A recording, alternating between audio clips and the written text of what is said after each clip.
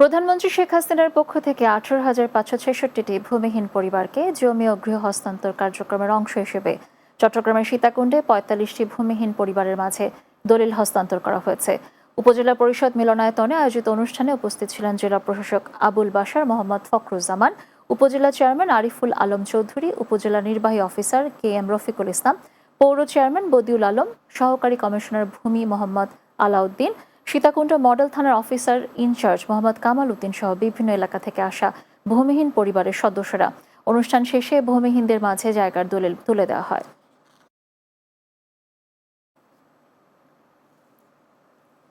চট্টগ্রামের একটি ঝুটের গুদামে অগ্নিকাণ্ডের ঘটনা ঘটেছে। পরে ফায়ার সার্ভিসের 6টি ইউনিটের চেষ্টায় আগুন নিয়ন্ত্রণে আসে। সকালে নগরীর উত্তর কাট্টলী সিটি গেট মোস্তফা হাকিম ডিগ্রি কলেজের পাশে অগ্নিকাণ্ডের ঘটনা ঘটে। চট্টগ্রাম ফায়ার সার্ভিসের উপসহকারী পরিচালক মোহাম্মদ আবদুল্লাহ বলেন, উত্তর কাট্টলী এলাকার একটি গার্মেন্টসের পাশে থাকা ঝুট গুদামে আগুন লাগার খবর পেয়ে ঘটনাস্থলে 6টি ইউনিট কাজ শুরু করে।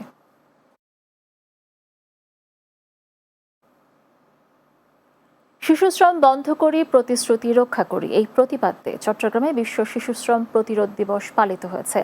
দিবসটি উপলক্ষে জেলা প্রশাসন, শ্রম ও কর্মসংস্থান মন্ত্রণালয়ের উদ্যোগে চট্টগ্রামের সার্কিট হাউস থেকে বর্ণাঢ্য র্যালি বের করা হয়।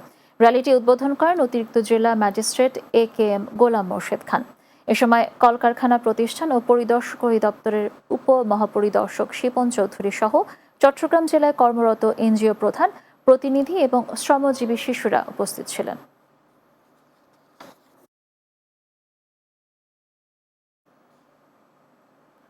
গুরুতর অসুস্থ চট্টগ্রাম মহানগর যুবলীগের সংগঠক সাবেক ছাত্রনেতা শাহজাদা মাসুদ আকবরের মা নূরজাহান বেগমের সুস্থতা কামনায় দোয়া ও মিলাদ মাহফিল অনুষ্ঠিত হয়েছে।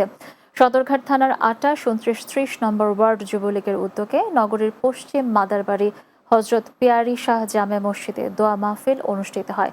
এ সময় উপস্থিত ছিলেন সদরঘাট থানা আওয়ামী লীগের সহসভাপতি মাহবুবুর রহমান, সাবেক ছাত্রনেতা শফিউল আজম মিরাজ, ওয়ার্ড যুবলীগের সহসভাপতি রাশেদ জুবায়ের, যুগ্ম সাধারণ সম্পাদক আব্দুল কাদের জাহেদ সহ অন্যরা।